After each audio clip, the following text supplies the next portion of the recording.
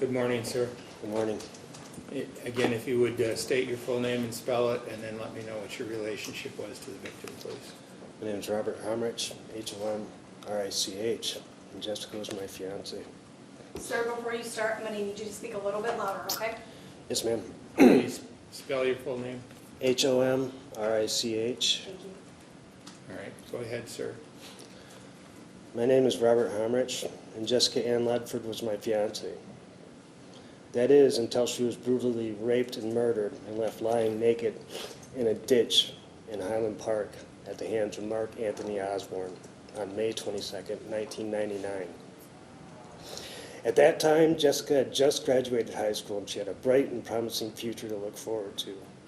She was young, incredibly beautiful, highly intelligent, extremely creative and musically talented, with a magnetic personality that was just bursting with positive energy and potential. It was our common love for music that brought the two of us together. We could easily sit there for hours with each of us playing, using only one hand to play highly complex musical arrangements on a guitar, while the other played that very same guitar with their other hand. And we made beautiful, harmonious music together, both in life and in music.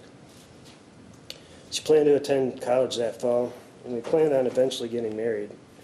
Instead, Jessica's body was placed in her final resting place wearing my mother's engagement ring. Now imagine this happened to your fiancé.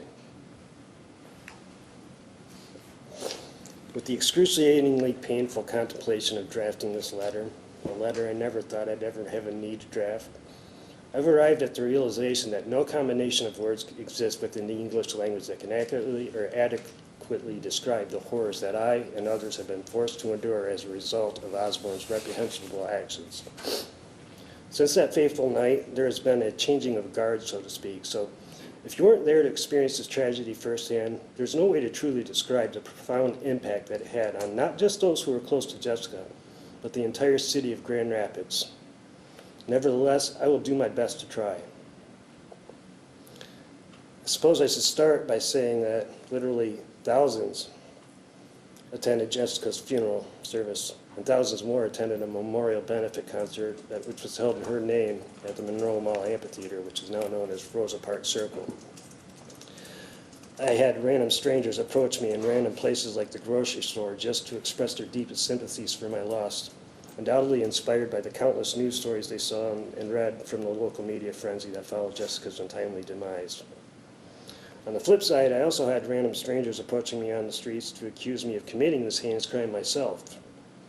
I was subjected to the same interrogations, DNA testing, and lie detector tests as any other suspect in this type of case. And while I do understand the detective's process and their need to rule me out as a suspect, it still only served to pour the proverbial salt on an already hemorrhaging wound buried deep within my soul while I was attempting to navigate my way through the mourning process. Most importantly to the current topic of discussion is that during that same mourning process, Osborne presented a very convincing act of his innocence. That is, until the irrefutable evidence was unearthed that linked him directly to the scene of the crime. I sincerely cannot place enough emphasis on the word act. In the weeks that followed Jessica's violent murder, right up till the damning evidence was unearthed, Osborne audaciously stood beside the countless surviving victims of his crime, including Jessica's mother and myself, pretending to mourn for her loss. He attended candlelight vigils, her funeral, and even her graduation ceremony after committing his crimes. His audacity was so great that he even slept in my home and accepted one of Jessica's guitars as a personal gift from me after she had been murdered. Even his closest friends and families were all fooled by his act, and I fear this court is now falling for the same act that he presented to the rest of us all those years ago. For that matter, the lie detector even fell for his act, as he was able to pass a lie detector test with the help of literature on how to do just that. Literature that was later discovered amongst his personal property by Detective William Nowicki during the criminal investigation. It's all a part of his act. I simply cannot believe that a person of this type of mindset is capable of rehabilitation. I looked into his eyes when I personally addressed Osborne during his sentencing, and I saw no signs of empathy or remorse. However, what I did see in his eyes was truly unsettling. His irises had turned completely black. If that's not the evidence of the personification of pure evil, I simply do not know what is.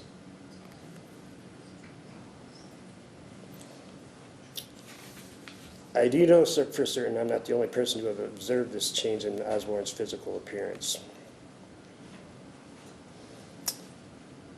Nearly a quarter of a century ago, this court sold us all a false sense of closure, assurance, and security to the surviving victims of Osborne's crimes, with a sentence imposing life in prison without the possibility of parole.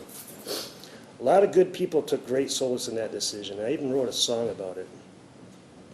Unfortunately, since then, the higher-up courts have decided to either change their minds or lose their mind, and to be honest, I'm not really certain which one it is, but in any event, the Supreme Court has suddenly decided that it was cruel and unusual punishment to have sentenced a convicted rapist and murderer to life without parole because said rapist and murderer was a minor when he committed rape and murder.